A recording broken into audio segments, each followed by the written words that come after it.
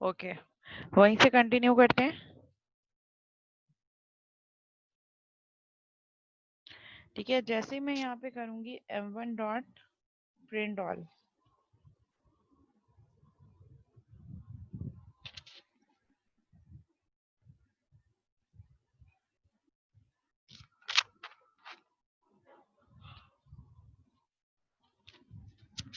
ठीक है। अब यहाँ पे आप मेरे पास देखें, जैसे ही मैं m1 डॉट प्रिंट ऑल करूंगी, मैंने यहाँ पे क्या किया है, ऑब्जेक्ट क्रिएट किया, और ऑब्जेक्ट क्रिएट करने के बाद मैंने m1 डॉट प्रिंट ऑल कर दिया।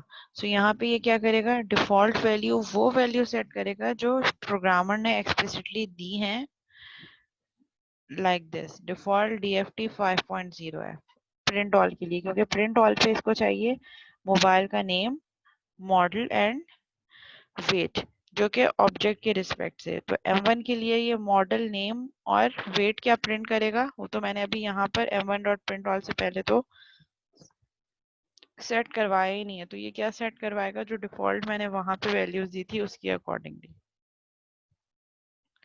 ठीक है, इसको रन करके देख लेते हैं। ठीक है, इसने अब क्या किया, m1 डॉट प्रिंट ऑल पे डिफॉल्ट DFT और डिफॉल्ट वेट दे दिया विच वाज 5।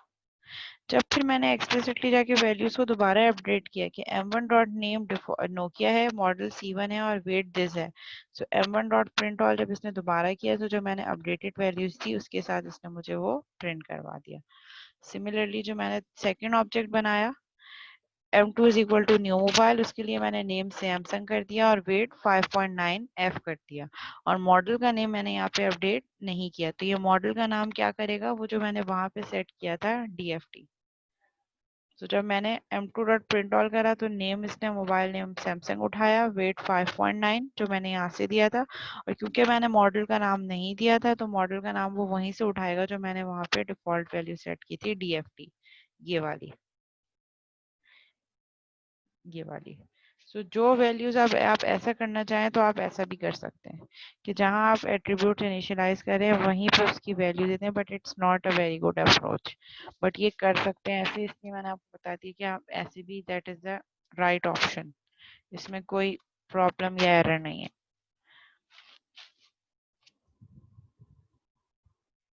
चलिए, यहाँ तक कोई सवाल, कोई क्यूरी?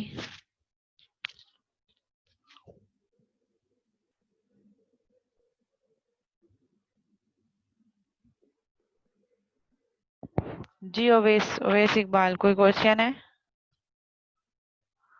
हन्नान?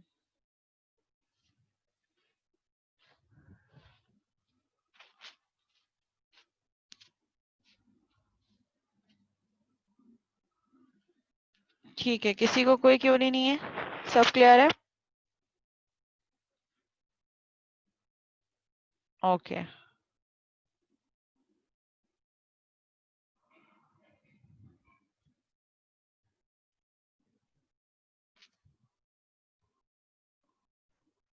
आपको इतना लेट मीटिंग क्यों ज्वाइन करते हैं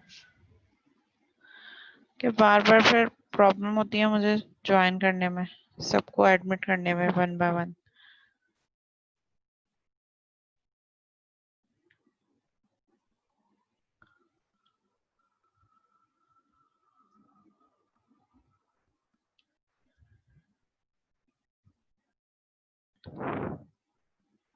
okay, so we have some pillars of OOP: inheritance, polymorphism, abstraction and encapsulation. इन पिलर्स को हम अभी बहुत ज़्यादा डिटेल में नहीं देखेंगे, क्योंकि ये इनमें से कुछ चीज़ें ऐसी हैं जिनकी इम्प्लीमेंटेशन हमारे मिड टर्म के बाद है। बट मैं इसका ओवरव्यू दे देती हूँ कि एक्चुअली इसमें हो क्या क्या रहा होता है, कैसे होगा और उसकी डिटेल्स क्या है, वो सारी फिर हम जब ये specific topic one by one देखेंगे उसमें जाके हम डिस्कस करेंगे। ठीक है, first one is inheritance. Inheritance का मतलब क्या होता है?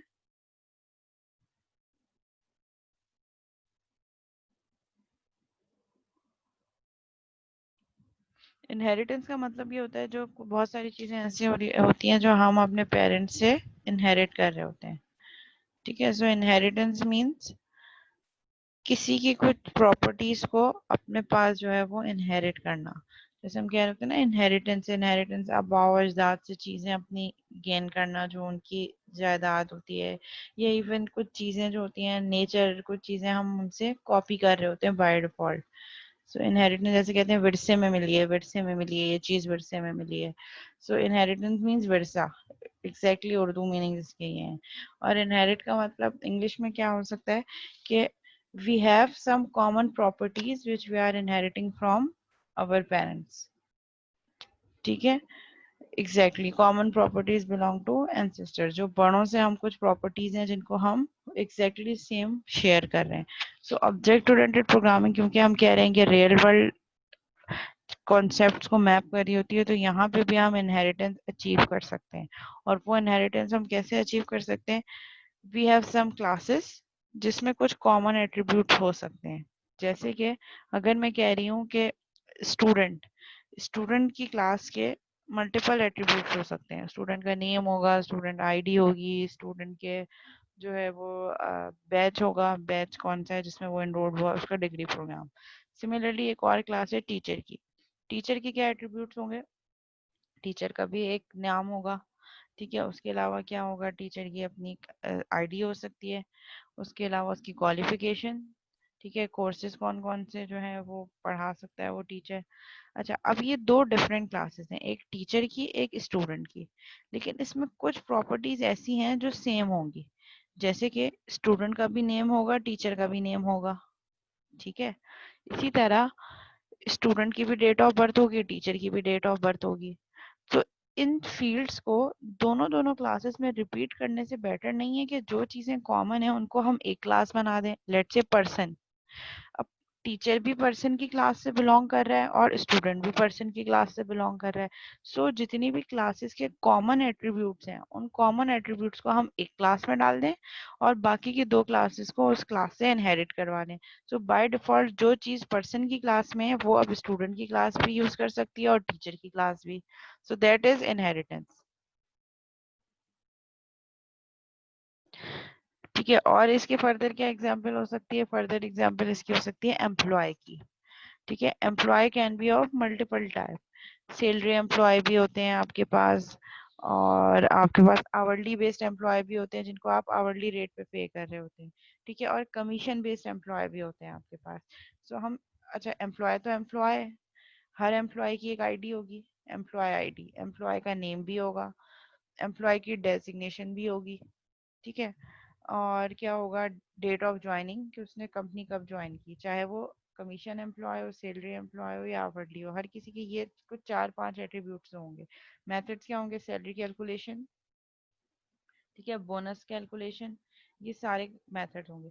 तो इसको, इन सारी चीज़ों को हर, अगर 3 क्लासेस हैं, 3 क्लासेस में रिपीट करने के बजाय बेटर नहीं है कि हम एक क्लास बना दें एम्प्लॉय की, और जो कॉमन, अच्छा जो पेरेंट क्लास होती है उसमें हमेशा कॉमन एट्रीब्यूट्स आते हैं। So employee ID, employee name, date of joining, इनको हम एम्प्लॉय की क्लास में डाल दें और फिर वहाँ से हम ड्राइव करें 3 और क्लासेस। आवरली एम्प्लॉय जो कि एम्प्लॉय की क्लास को इनहेरिट कर रही हो, सो बाय डिफॉल्ट वो जो एम्प्लॉय की क्लास के 3 एट्रीब्यूट्स है वो आवरली एम्प्लॉय में भी आ जाएंगे। इट मीन्स कि मुझे नई क्लास में आवरली एम्प्लॉय में वो 3 एट्रीब्यूट दोबारा से यूज करने की जरूरत नहीं है, वो बाय डिफॉल्ट इनहेरिटेंस हो रही है, इनहेरिटेंस के थ्रू वो आ जाएंगे। ठीक है, यहाँ पे उन्होंने क्या एग्जांपल दिए? बाइसाइकिल्स की। We have different types of bicycles, mountain bikes, road bikes and tandem bikes, all share characteristics of bicycles. और ये तीनों कुछ कॉमन एट्रीब्यूट्स होंगे जो शेयर कर रहे होंगे और कुछ इनके अपने स्पेसिफिक भी होंगे। सो जो कॉमन है उसको हम एक बाइसाइकिल की क्लास में डाल दें, और जो इनके अपने स्पेसिफिक है वो अपनी क्लास, जब इनकी क्लास डिफाइन हो उसी क्लास के अंदर हम यूज करें। Each kind also defines additional attributes that make them different. Again, वो जो specific special है. Tandem bicycles have 2 seats and 2 seats of handlebars.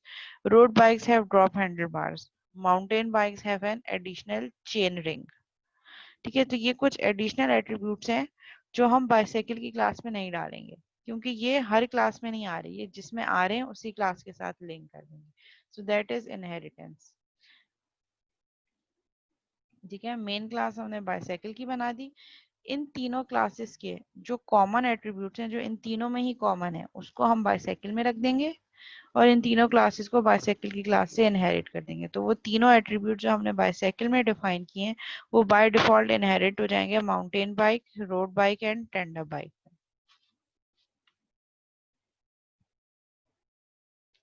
ठीक है, इससे हमें एडवांटेज क्या होगा, रीयूज एग्जिस्टिंग कोड, जो हमने बाइसाइकिल की क्लास में जो मेथड्स और एट्रीब्यूट डिक्लेयर किए हम उनको रीयूज कर सकते हैं अपनी बाकी की क्लासेस में, बगैर उनको दोबारा से राइट किए बगैर, क्योंकि वो बाय डिफॉल्ट इनहेरिट हो रहे हैं। रिड्यूसेस द टाइम, आपका टाइम बच जाएगा। वही 4 फील्ड जो तीनों बाइसाइकिल्स में कॉमन है उनको अलग अलग यूज करने के बजाय हमने एक जगह यूज कर दिया। ड्राइव क्लासेस का concept, base class and drive class. Base class क्या होगी हमारे पास, बेस क्लास जो पेरेंट क्लास है, और उससे हम मल्टीपल क्लासेस जितनी उससे क्रिएट हो सकती है हम ड्राइव करते चले जाएंगे। जैसे मैंने पर्सन की क्लास बनाई, सो पर्सन की क्लास से एक क्लास मैंने ड्राइव कर दी स्टूडेंट की, एक क्लास मैंने ड्राइव कर दी टीचर की, एक और मैंने क्लास बना दी एम्प्लॉय की। सो इससे हम मल्टीपल क्लासेस, मतलब हमारी हायरार्की चलती रहेगी, हमें स्क्रैच से नहीं काम करना पड़ेगा, हम चीजों को और ऐड ऑन करते रहेंगे। एग्जैक्टली हम पब्लिक का कीवर्ड लगाएंगे।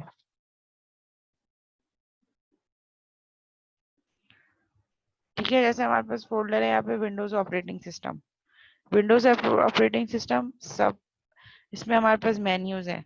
हम कोई फोल्डर ओपन करते हैं तो वो फोल्डर के बाद हम सब फोल्डर्स बना रहे होते हैं, तो वो सब एक दूसरे से क्या है, लिंक अप कर रहे हैं। सेकंड हमारे पास जो पिलर है ऊपर, that is polymorphism. Polymorphism, poly means many and morph means forms, many forms. Polymorphism is the ability of two different objects to respond to the same request message in their own unique way. ठीक है, अब ये क्या कहना है, polymorphism is that कि हम multiple methods बनाएं। अच्छा, पॉलीमॉर्फिज्म दो तरीके की होती है, method overloading and method overriding. Method overloading ये है कि एक क्लास में, अभी तक तो हमने ये पढ़ा था ना कि मेथड का नेम सेम नहीं हो सकता, अगर हम सेम करते हैं तो वो कहते हैं already defined method. Method overloading is that कि एक क्लास के अंदर मेथड का नाम तो सेम हो। अगर मैं कह रही हूँ कि प्रिंट ऑल नाम के मैं दो मेथड एक क्लास में बना सकती हूँ, लेकिन मेरे पास उनकी जो नंबर ऑफ आर्ग्यूमेंट्स हैं इट शुड बी डिफरेंट।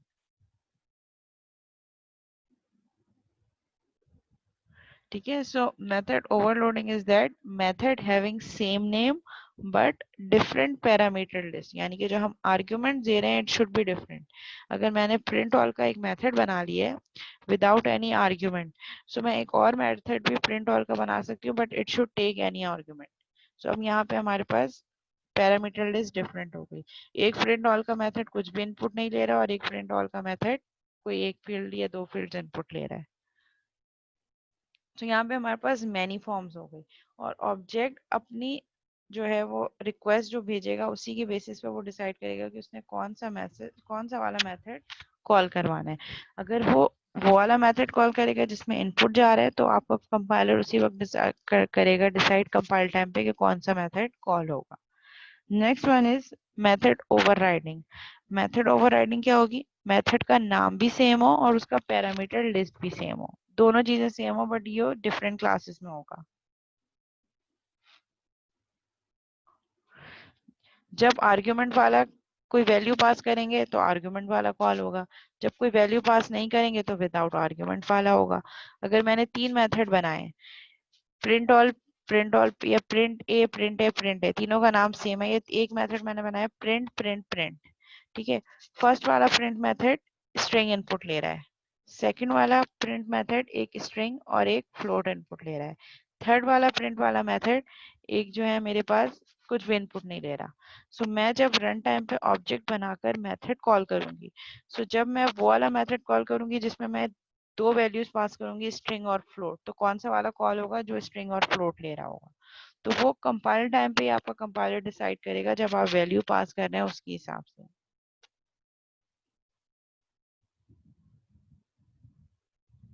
ठीक है, तो पॉलीमॉर्फिज्म में हमारे पास दो टाइप्स आती हैं, method overloading and method overriding. Method overloading क्या है, सेम क्लास में एक ही नाम के मल्टीपल मेथड हो सकते हैं बट उनके आर्ग्यूमेंट्स लिस्ट डिफरेंट हो, मतलब नंबर ऑफ आर्ग्यूमेंट या नंबर ऑफ इनपुट डिफरेंट होने चाहिए। और मेथड ओवरराइडिंग क्या कह रहा है कि मेथड का नाम भी सेम हो और पैरामीटर लिस्ट भी सेम हो। लेट्स से प्रिंट कोई भी इनपुट नहीं ले रहा, अगेन एक और प्रिंट कोई भी इनपुट नहीं ले रहा, लेकिन ये दो डिफरेंट क्लासेस में यूज होंगे। इनहेरिटेंस के लिए हम मेथड ओवरराइडिंग यूज करते हैं। ये जब हम आगे जाएंगे तो उसमें हम देखेंगे कि वर्चुअल ओवरराइड, ये सारे कीवर्ड्स के साथ हम मेथड ओवरराइडिंग यूज करेंगे कि मल्टीपल क्लासेस जो इनहेरिटेड क्लासेस हैं उसमें एक ही नाम के मेथड्स को हम, और ये रन टाइम होगा। रन टाइम पे आपका कंपाइलर डिसाइड करेगा क्योंकि हमारे पास अब आर्ग्यूमेंट्स तो नहीं है। अब जब मैं ए डॉट प्रिंट कर रही हूँ तो प्रिंट नाम का एक मेथड एम्प्लॉय की क्लास में भी है और प्रिंट नाम का वही सेम मेथड मेरे पास सैलरी एम्प्लॉय की क्लास में भी है। तो जब मैं एम्प्लॉय डॉट प्रिंट कॉल करूंगी तो फिर आपका कंपाइलर रन टाइम पे डिसाइड करेगा कि कौन सा वाला प्रिंट कॉल होगा, क्योंकि दोनों बिल्कुल सेम है। तो वो वर्चुअल ओवरराइड के कीवर्ड के थ्रू हम उसको डिटरमाइन कर सकते हैं कि कौन सा वाला मेथड उसने कॉल करना है। सो मेथड ओवरलोडिंग की डेफिनेशन क्या है? Method having same name but different parameter list in the same class. And method overriding की definition क्या है? Method having same name and same parameter list but in different classes. इन्होंने polymorphism को explain किया है, क्या किया है इनकी example भी देख लें। I could train my dog to respond to the command bark and my bird to respond to the command chirp. On the other hand, I could train them to both respond to the command speak. Through polymorphism, I know that the dog will respond with a bark and the bird will respond with a chirp. ठीक है, तो ये इन्होंने example दिए।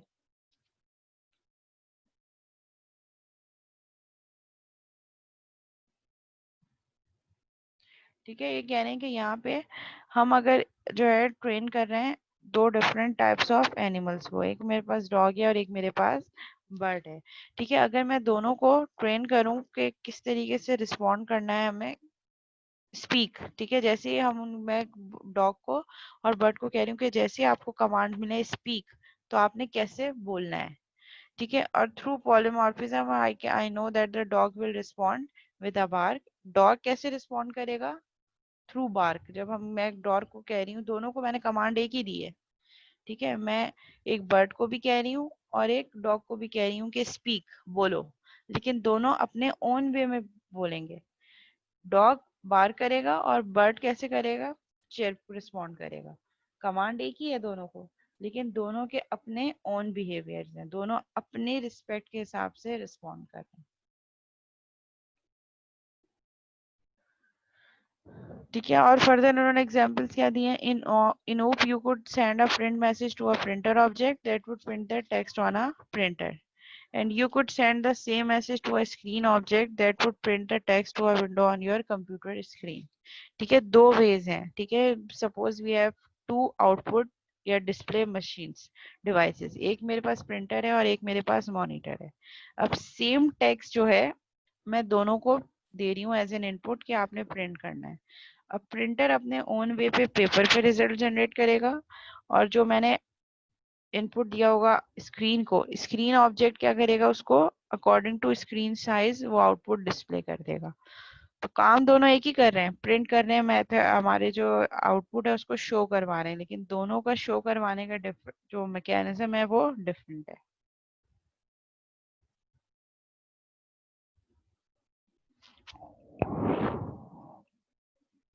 ठीक है, ये आ गया ओवरलोडिंग।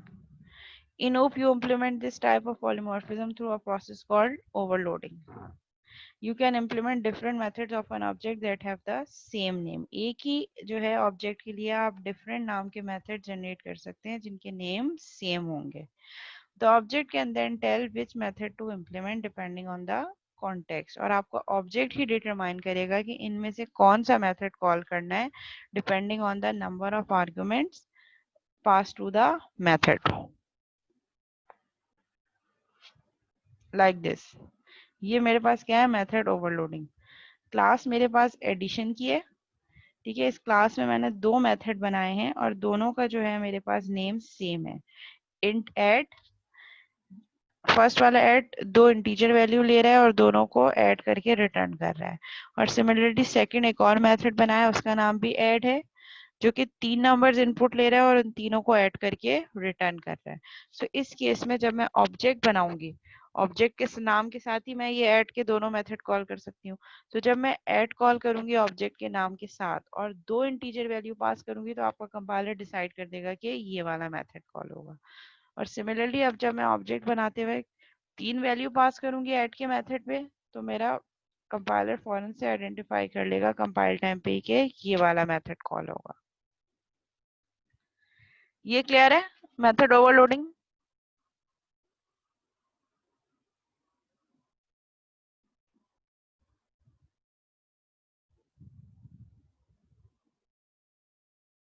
ओके, ठीक है। Next one is method overriding. ये अभी हम सिर्फ ओवरव्यू देख रहे हैं, डिटेल में हम जब ये टॉपिक पढ़ेंगे वन बाय वन ये पिलर इम्प्लीमेंट करेंगे विद डिफरेंट एग्जांपल्स, तो ये सारी चीजें, इनके और भी बहुत सारे एट्रीब्यूट्स हैं, वो हम फिर बहुत डिटेल में पढ़ेंगे जब हम इसको इम्प्लीमेंट कर रहे होंगे। अभी ये सिर्फ पिलर्स ऑफ ऊप का ओवरव्यू है।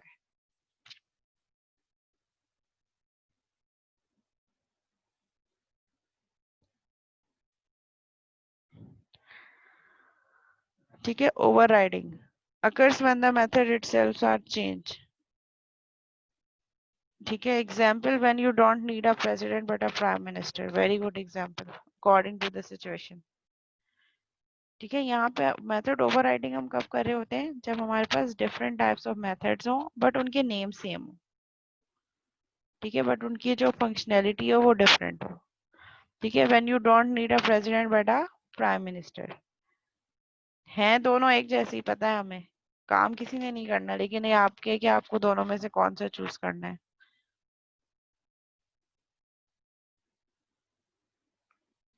एब्स्ट्रैक्शन।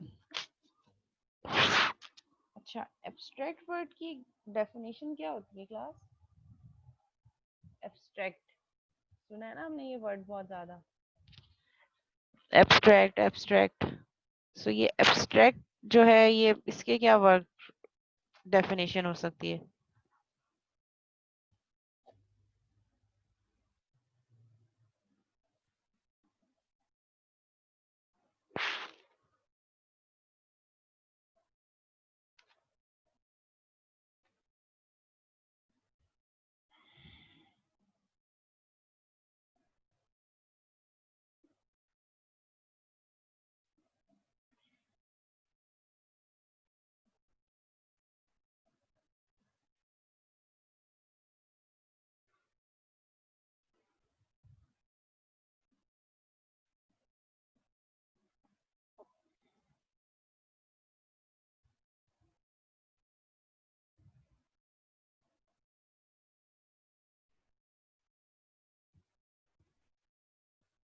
कंक्लूजन, आइडिया जिसकी फिजिकल एग्जिस्टेंस हो, क्वालिटी ऑफ आइडियाज ड्रॉ करना।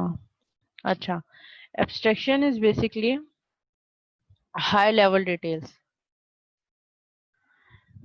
ठीक है, एब्स्ट्रैक्ट का मतलब ये है जस्ट एन आइडिया।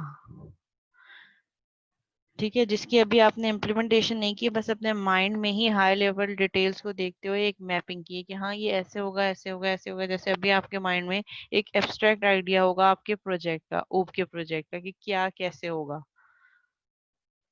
जब तक आप कोई चीज फिजिकली इम्प्लीमेंट नहीं करेंगे, जब तक वो चीज प्रॉपर नहीं होगी, लेकिन अभी आपके माइंड में कुछ एब्स्ट्रैक्ट चीजें चल रही होंगी, हाँ ये भी हो सकता है, हाँ ये चीज ऐसे होगी, इसकी बैक एंड का कोड ऐसे होगा। ठीक है, तो ये हमारे पास क्या होगा, ये हमारे पास होगा एब्स्ट्रैक्शन। ठीक है, यहाँ पे इन्होंने एक केस स्टडी टाइप एक जो है वो एग्जाम्पल दिए, इस एग्जाम्पल को जरा गो थ्रू कर लें।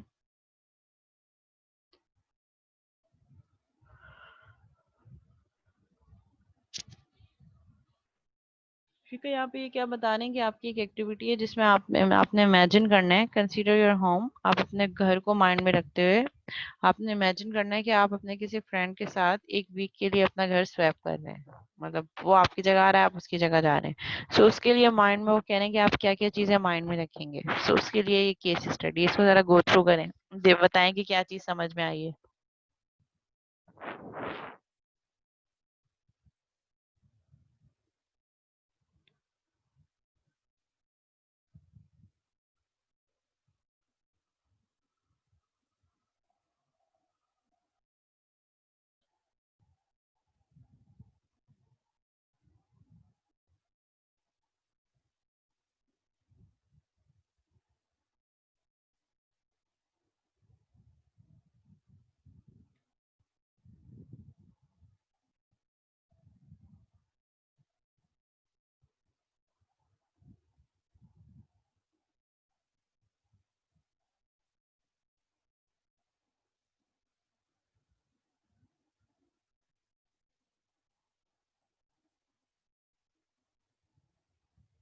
प्रॉपर्टी स्वैप, प्रॉपर्टी स्वैप क्या मतलब जमशेद?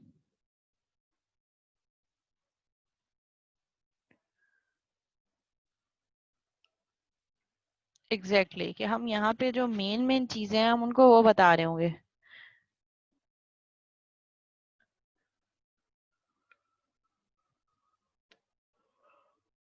ठीक है, जैसे अभी ये जो कोर्स हम पढ़ रहे हैं इसमें अभी एब्स्ट्रैक्शन और ये जो इनहेरिटेंस है, इनहेरिटेंस हम हो सकता है मे बी मिड के बाद या मिड के फर्स्ट जो लास्ट के 2 वीक्स होंगे मिड से पहले हम उस पर करेंगे। लेकिन मैंने आपको इनहेरिटेंस बताई अभी ना, ओवरव्यू। अब मैंने सिर्फ जो मेन मेन चीजें थी वो एक्सट्रैक्ट करके बताई। अगर मैं आपको सारी चीजें अभी इनहेरिटेंस की बताती चली जाऊंगी तो बाकी का जो कोर्स कंटेंट जो हमारी आउटलाइन है वो फॉलो नहीं हो सकेगी।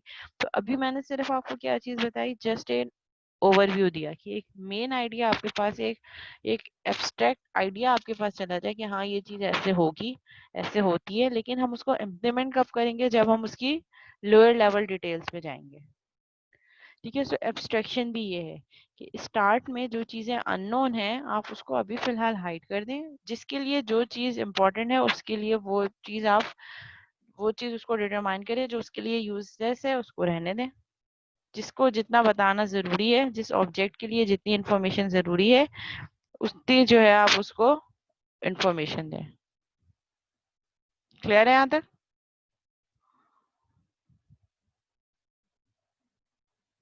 एग्जैक्टली, अकॉर्डिंग टू ऑब्जेक्ट, जिस ऑब्जेक्ट के लिए जो इन्फॉर्मेशन रेलिवेंट है वो इन्फॉर्मेशन उसको शो हो, बाकी इन्फॉर्मेशन उसके लिए हाइड हो। ठीक है, वो किसी और के लिए अगर इम्पोर्टेंट होगी तो वो नेक्स्ट ऑब्जेक्ट उसको यूज कर सकता है। सो अकॉर्डिंग टू ऑब्जेक्ट आप एब्स्ट्रैक्शन करें, जो चीज इंपॉर्टेंट है वो शो करें, जो हाई लेवल डिटेल्स हैं वो डिटरमाइन करें, लोअर लेवल डिटेल्स जिस ऑब्जेक्ट को नेसेसरी है वो फिर उसकी फर्दर डिटेल पे जा सकता है, लेकिन सबको सारी डिटेल्स देना इज नॉट मैंडेटरी। ठीक है, so abstraction is basically displaying relevant properties and methods. ठीक है, आप सिर्फ वही चीजें दिखाएं, वही मेथड्स और वही प्रॉपर्टीज दिखाएं जो उस ऑब्जेक्ट के लिए रेलिवेंट है। ठीक है, इसका ऑब्जेक्टिव क्या, हमें एडवांटेज क्या होगा, रिड्यूसेस द कॉम्प्लेक्सिटी। आपकी जो कॉम्प्लेक्सिटी है वो क्या हो जाएगी, कम हो जाएगी। कि हर चीज अगर आप सारी डिटेल बैठने लग गए एक ही क्लास में तो आपकी क्लास बहुत कॉम्प्लिकेटेड हो जाएगी। ठीक है, यहाँ पे उन्होंने क्या एग्जाम्पल दिए, कैसे एग्जाम्पल दिए, public abstract class example apps. ठीक है, फोन की एग्जाम्पल दिए, एब्स्ट्रैक्ट वॉइड डिले, सारी फील्ड्स वगैरह आप यहाँ पे डिक्लेयर करें, जो जो चीजें बतानी है वो बताएं। और ये एक मेथड है बेसिकली डिले का। आपने आज से पहले मेथड के साथ कभी भी इस तरीके से सेमी कॉलन नहीं देखा होगा, पर ये जब आप मेथड के साथ आगे सेमीकोलन लगा देते हैं it means it's an abstract method. Abstract means incomplete method.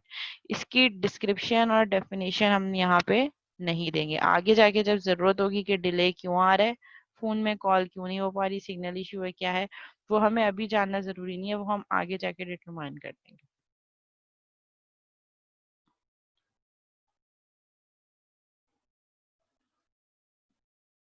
Wide से पहले एब्स्ट्रैक्ट मींस मेथड को हम एब्स्ट्रैक्ट कर रहे हैं।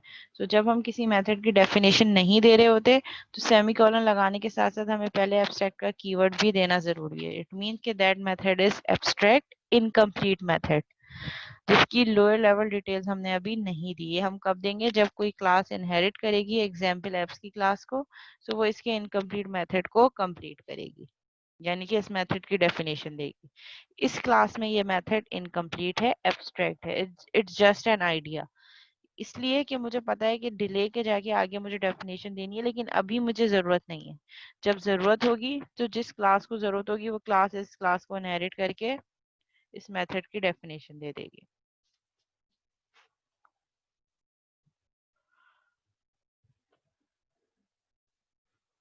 सो एब्स्ट्रैक्शन बेसिकली क्या है, displaying relevant properties and method. आप सिर्फ रेलिवेंट प्रॉपर्टीज और मेथड को डिस्प्ले करवा रहे हैं और इनरेलिवेंट चीजों को आप एब्स्ट्रैक्ट कर रहे हैं, यानी कि आपने लिस्टिंग तो कर दी कि ये चीज आगे जाके हम करेंगे, लेकिन जब करेंगे इम्प्लीमेंटेशन तब करेंगे, अभी हमने सिर्फ लिस्ट डाउन कर दिया। जैसे मैंने आपको प्रोजेक्ट में बता दिया कि प्रोजेक्ट में आप विंडोज फॉर्म यूज करेंगे, अब विंडोज फॉर्म आपने यूज नहीं किया लेकिन आपके माइंड में है कि हाँ हम ये यूज करना है हमें, अब मैं आपसे कह रही हूँ कि आपका जो प्रोजेक्ट बनेगा उसमें एब्स्ट्रैक्शन भी होनी चाहिए, इनहेरिटेंस भी होनी चाहिए, पॉलीमॉर्फिज्म भी होनी चाहिए। तो वो सब चीजें आपके माइंड में एक आहिस्ता आहिस्ता चल रही होंगी कि अच्छा अगर मैं लेट से अगर किसी ने हॉस्पिटल मैनेजमेंट सिस्टम बनाना है तो वो एज्यूम कर रहे होंगे कि ठीक है मेरे पास एक क्लास पर्सन की बनेगी, उसमें इनहेरिटेंस में कर दूंगा डॉक्टर पेशेंट। तो ये सारी चीजें आपके माइंड में भी चलना स्टार्ट हो जाएंगी।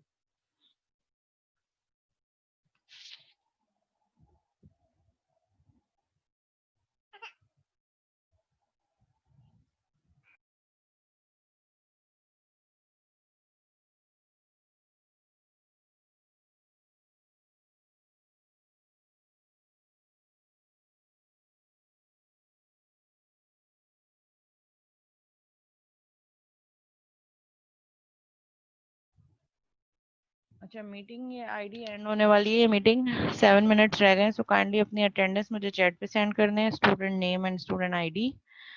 और सेकेंडली ये कि जैसे ही ये मीटिंग एंड होती है फिर हम 20 मिनट्स का ब्रेक लेंगे एंड देन 10:30 पे हम फिर दोबारा स्टार्ट करेंगे। मीनवाइल मैं कोशिश ये करती हूँ कि हम ये 4 स्लाइड्स कंप्लीट कर लें, इनकैप्सुलेशन को भी मैं एक्सप्लेन कर दूँ। अच्छा इनकैप्सुलेशन, कैप्सूल का क्या मतलब होता है? जो हम कैप्सूल देख रहे होते हैं मेडिकल टर्मिनोलॉजी में, कैप्सूल जो आपके एक्चुअल कंटेंट्स हैं मेडिसिन की उसको हाइड कर देती है, ठीक है, रैप अप कर देती है कि अंदर क्या है वो विजिबल नहीं होता। So encapsulation is basically hiding of data. आप अपना जो यूजफुल डेटा है उसको हाइड कर रहे हैं, ठीक है, सिक्योर कर रहे हैं आप। और वो सिक्योर आप कैसे कर सकते हैं? Keeping objects with their methods in one place. आपने ऑब्जेक्ट्स बनाए, आपने डेटा को इंटीग्रिटी प्रोवाइड करने के लिए अपने डेटा को सिक्योर कर दिया। Prevents it from being needlessly altered. जब जरूरत नहीं है तो हमने चीजों को हाइड कर दिया। और जो हम एक नॉर्मल क्लास बना रहे होते हैं, जैसे हमने अभी क्लास मोबाइल की बनाई, तो उसके अंदर के जो कंटेंट है बाय डिफॉल्ट हम कह रहे हैं कि ये एनकैप्सुलेशन हो रही है। बाय डिफॉल्ट इनकैप्सुलेशन कैसे हो रही है? जो हमने मोबाइल की क्लास के एट्रीब्यूट्स रखे हैं, नेम मॉडल, उनको एक्सेस करने के लिए हमें पहले ऑब्जेक्ट बनाना जरूरी है। तो बाय डिफॉल्ट जो चीजें क्लास के अंदर मैंने यूज करी हैं, it means in order to access those attributes and methods I have to first create the object of that class, and after creating object ही मैं उन चीजों को एक्सेस कर सकती हूँ। सो जब ऑब्जेक्ट बनेगा तभी एक्सेस होगा, ऑब्जेक्ट नहीं बनेगा सो आप उसको एक्सेस नहीं कर सकते। So encapsulation is basically hiding of data.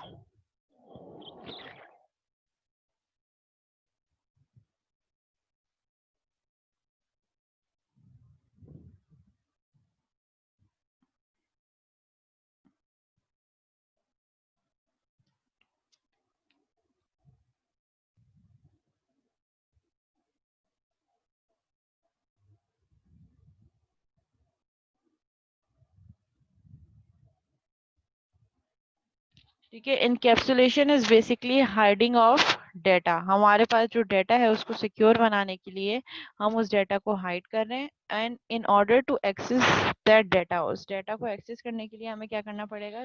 We have to follow a process. वो प्रोसेस क्या है? First we have to create object of the class, and then after creating the object we can access the contents of the class. So by default जो class होती है हमारे पास, वो class by default encapsulation achieve कर रही होती है। जैसे हम क्लास की बॉडी के अंदर जो कंपोनेंट्स हैं हम उसको डायरेक्ट एक्सेस नहीं कर सकते थ्रू आउट एनी किसी भी क्लास से, ठीक है।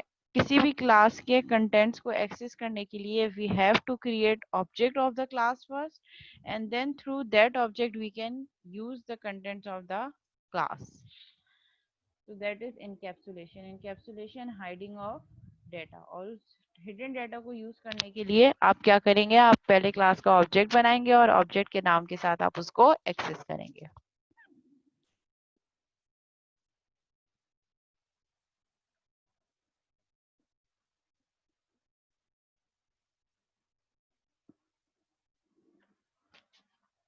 ठीक है, ये बाय डिफॉल्ट ये मेरे पास एक क्लास है, पब्लिक क्लास एम्प्लॉय डिटेल्स। जिसमें मेरे पास private string employee name, private string employee department, private int salary, private int hours per day, और दो मेथड्स हैं, public void work and public void train. ठीक है, अब मुझे अगर इस क्लास के किसी भी एक कंपोनेंट को एक्सेस करना है, ये क्या है, ये एक इनकैप्सुलेशन है बाय डिफॉल्ट। जो भी चीज क्लास की बॉडी के अंदर है वो क्लास की बॉडी के अंदर इनकैप्सुलेट हो गई है। अब मुझे इसको एक्सेस करने के लिए पहले क्लास का ऑब्जेक्ट बनाना पड़ेगा और थ्रू दैट ऑब्जेक्ट ही मैं इनमें से किसी भी चीज को एक्सेस कर सकती हूँ। So that is encapsulation, simple type of encapsulation. बाकी आगे जाके हम चीजों को प्राइवेट करते हैं और थ्रू प्रॉपर्टीज हम उनको पब्लिक करते हैं। हम ये भी आगे जाके देखेंगे कि इम्प्लिसिटली तो इनकैप्सुलेशन हो रही है through classes, but as a programmer अगर हम एक्सप्लिसिटली चाह रहे हैं कि हम किसी चीज को फर्दर हाइड कर दें तो उसको हम प्राइवेट के कीवर्ड से कैसे कर सकते हैं। अब प्राइवेट की फंक्शनैलिटी ये है कि प्राइवेट का कीवर्ड जिस क्लास के अंदर डिफाइन हुआ है वही यूज हो सकता है। जैसे अब एम्प्लॉय नेम यहाँ पे प्राइवेट है, सो अब मैं अगर आउटसाइड द क्लास ऑब्जेक्ट बना के भी एम्प्लॉय नेम को एक्सेस करना चाहूँ तो नहीं कर सकती डायरेक्ट। तो उसके लिए हम एक फिनोमिना यूज करते हैं, दैट इज प्रॉपर्टीज। या हम डायरेक्ट एम्प्लॉय नेम या एम्प्लॉय डिपार्टमेंट को सिलेक्ट और चेंज करने के बजाय वी कैन यूज प्रॉपर्टीज और डिफरेंट मेथड्स। वो हम जब अभी देखेंगे कि प्रॉपर्टीज हमारे मेरे ख्याल में कंस्ट्रक्टर के बाद नेक्स्ट टॉपिक प्रॉपर्टीज ही है।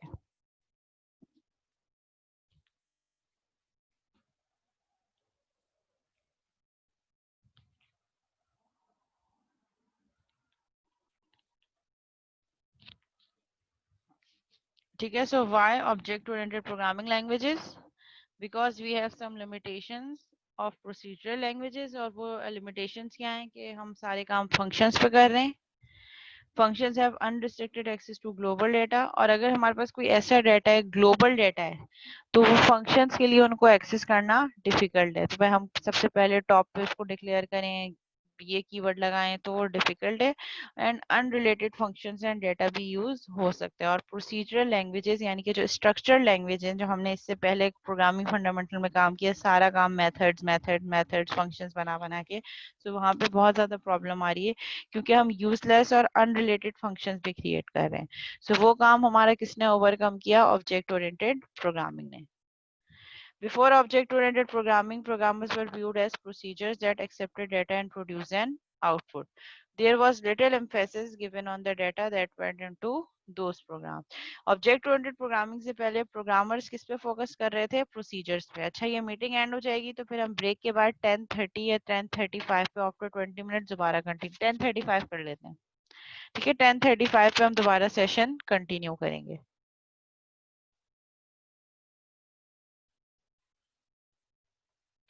ठीक है, और फिर वापस आके हम प्रोसीजर ओरिएंटेड प्रोग्रामिंग और ऑब्जेक्ट ओरिएंटेड प्रोग्रामिंग के डिफरेंसेस को थोड़ा डिटेल में डिस्कस करेंगे। बस ये लास्ट स्लाइड है, उसके बाद फिर हम कोडिंग स्टार्ट करेंगे, दोबारा से कंस्ट्रक्टर्स वगैरह देखेंगे। और वापस आके ब्रेक से वापस आके आपकी सबसे पहले मैं क्यूरीज लूंगी, अगर कोई क्यूरी, कोई सवाल, कोई क्वेश्चन, कोई कॉन्सेप्ट समझ नहीं आया, उसके बाद फिर हम डिफरेंसेस देखेंगे कि procedure and object oriented programming में क्या डिफरेंस है, जब तक हम ब्रेक